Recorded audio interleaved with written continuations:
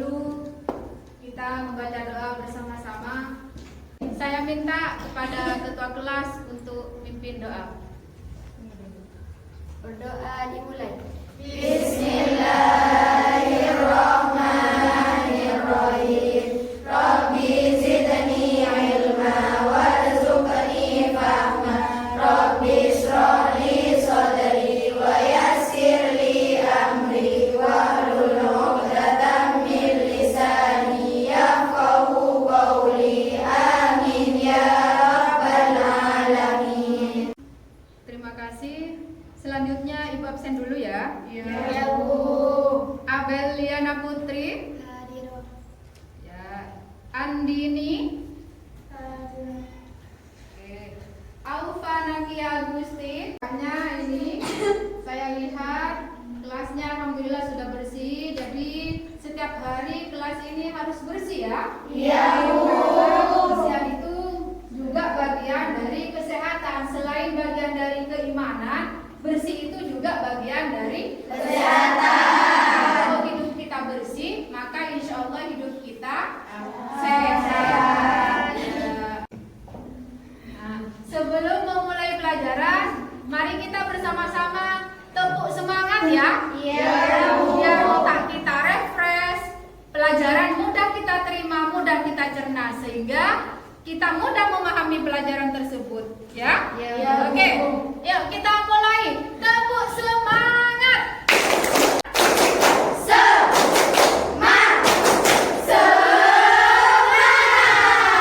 Oke, terima kasih. Masih ingat dengan pelajaran yang minggu kemarin? Masih. Alhamdulillah. Tentang apa materi yang kemarin, Nak? Sholat Jamak dan sholat kosong. ya. Sholat jamak itu apa? Masih ingat? Kan, ya terbagi menjadi berapa? Dua. Apa saja? Allah, alhamdulillah. Ya. Selanjutnya anak-anakku sekalian yang saya banggakan, pelajaran pada pagi hari ini temanya adalah tentang sholat dalam kondisi darurat. Namun sebelum kita membahas lebih jauh tentang materi itu, terlebih dahulu Ibu akan menyampaikan kompetensi dasar dan tujuan pembelajaran yang harus kita capai. Kompetensi dasarnya adalah yang pertama, mengamalkan sholat dalam berbagai keadaan darurat ketika ada sebab yang memperbolehkan. Kedua, menjalankan sikap dan istiqomah sebagai implementasi dari pemahaman tentang tata cara sholat wajib dalam berbagai keadaan tertentu. Kemudian yang ketiga, memahami ketentuan dalam berbagai sholat dalam keadaan tertentu. Nah, selanjutnya adalah tujuan pembelajaran. Apa saja tujuan pembelajarannya? Nah, satu, yuk dibaca Nak. 1. Setelah mencermati penjelasan guru, siswa dapat memetakan kondisi-kondisi tertentu yang menyebabkan tata cara pelaksanaan sholat fardu secara khusus dengan benar. Oke, terima kasih. Selanjutnya yang kedua, tujuan pembelajarannya adalah minta tolong. 2. Setelah menonton tayangan video, siswa dapat menganalogikan kondisi-kondisi masa kini dengan peristiwa masa lalu yang berhubungan dengan sholat fardu dalam kondisi tertentu secara tepat. Oke, terima kasih. Yuk, selanjutnya mari kita simak tayangan video ini ya, Nak ya. Iya, Bu. Kita simak bersama-sama bagaimana video itu. Kita cermati bareng-bareng ya. Iya, Bu. Ya, sudah siap? Iya.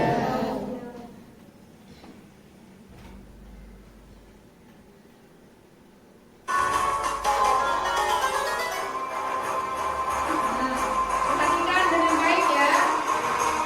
Sholat dalam keadaan perang.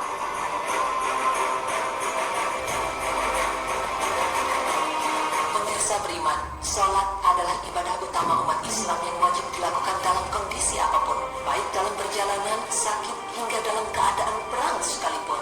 Umat Islam tetap diwajibkan menunaikan sholat karena tuntutan dalam kondisi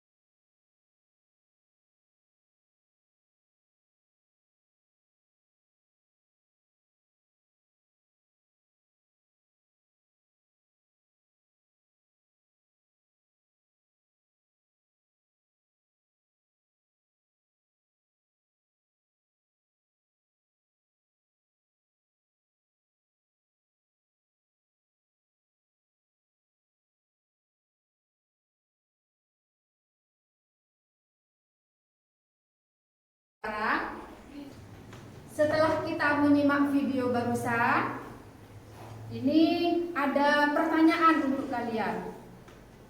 Tentunya saat kalian menyimak video itu ada berbagai hal yang dapat kalian tangkap, ya kan? Iya. Nah, ibu akan bertanya sama kalian. Pertanyaannya, jika dulu Rasulullah bersama para sahabat sering sholat khauf pada saat berperang, apakah sholat khauf juga bisa dilaksanakan pada kondisi sekarang? Nah, ini pertanyaan yang pertama, ya. Simak baik-baik. Kemudian yang kedua, sebutkan kondisi-kondisi saat ini yang dapat dilakukannya sholat khauf dan sholat darurat lainnya. Nah, itu simpan baik-baik pertanyaannya Ibu, ya. Tentunya kalian masih bingung ya.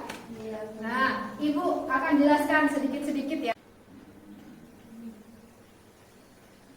Nah, sekarang Ibu akan membahas tentang pengertian sholat darurat. Sambil lalu kalian itu simak slide-slide video ini ya. Yang pertama, pengertian dari darurat adalah bahwa darurat itu suatu kondisi atau situasi sulit yang membutuhkan penanganan segera, yang membutuhkan penanganan secara cepat. Kemudian yang kedua, sholat fardu dalam kondisi darurat itu dapat diartikan sebagai pelaksanaan sholat dalam kondisi yang tidak wajar dengan cara-cara yang lebih luas dan longgar dibanding dengan pelaksanaan sholat dalam situasi normal. Nah, kemudian berikutnya, dasar hukum perintah sholat darurat itu apa? Nah, sesuai dengan firman Allah dalam Al-Quran, A'udzu billahi minasyaitonir rajim. Bismillahirrahmanirrahim. La yukallifullahu nafsan illa wus'aha. Artinya, Allah Azza wa Jalla tidak membebani seseorang melainkan sesuai dengan kesanggupannya. Surat Al-Baqarah ayat 286. Nah, dasar hukum perintah sholat darurat apa? Nah, ini hadisnya ya. Sholli qa'iman fa illam tastati' fa qa'idan fa illam tastati' fa ala jambi. Artinya, sholatlah dengan berdiri. Apabila tidak mampu, maka duduklah. Dan bila tidak mampu juga, maka berbaringlah.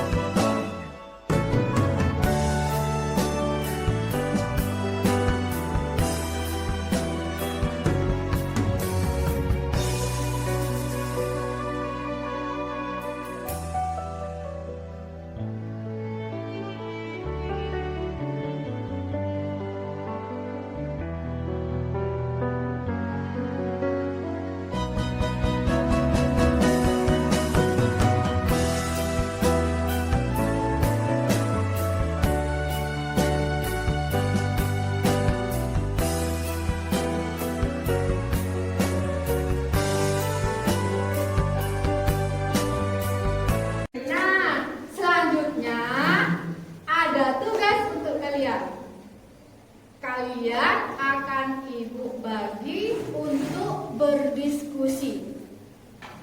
Ya? Dari tadi kita sudah menyaksikan ada video, ada slide yang diterangkan oleh Ibu, yang dijelaskan oleh Ibu. Sekarang tugas kalian itu adalah berdiskusi dengan teman-temannya. Jadi Ibu bagi 3 kelompok, ya.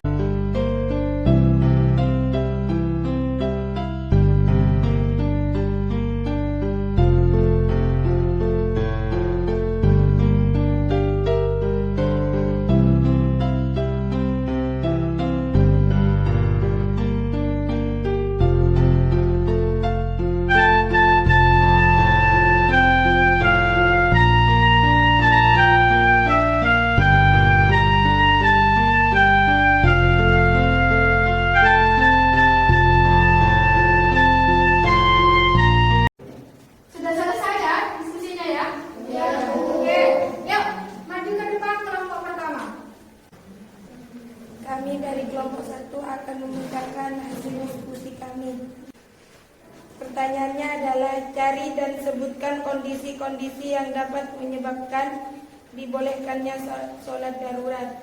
1. Saat berperang. 2. Sedang sakit. 3. Dalam perjalanan. Jika dulu Rasulullah bersama para sahabat sering sholat khauf pada saat berperang, apakah sholat khauf juga bisa dilaksanakan pada kondisi sekarang? Jawabannya adalah tidak bisa, karena sholat khauf hanya khusus jika terjadi perang. Kita kasih aplaus dulu untuk kelompok yang pertama. Tadi kelompok pertama itu memberikan jawaban bahwa kondisi-kondisi yang diperbolehkan dalam keadaan darurat itu yang pertama adalah saat berperang, kemudian yang kedua sedang sakit, 3 dalam perjalanan. Ada yang mau ditanggapi? Iya, Bu. Iya. Menurut kami, yang pertama mungkin lebih tepatnya bukan di dalam perjalanan tetapi dalam kendaraan.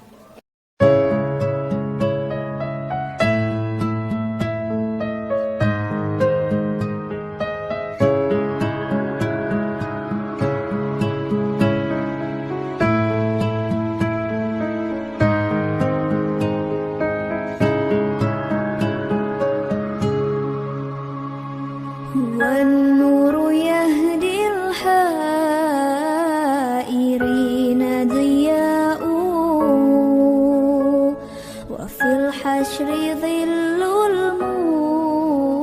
المرسلين لواء Yang dapat mengancam jiwa. Oke, terima kasih. Kita kasih aplaus untuk kelompok yang ketiga. Terima kasih. Jika tidak ada yang mau ditanyakan lagi, baik, mari kita simpulkan bersama-sama ya materi yang telah kita pelajari dari tadi. Yuk. Kondisi yang memperbolehkan sholat dalam keadaan darurat itu apa saja?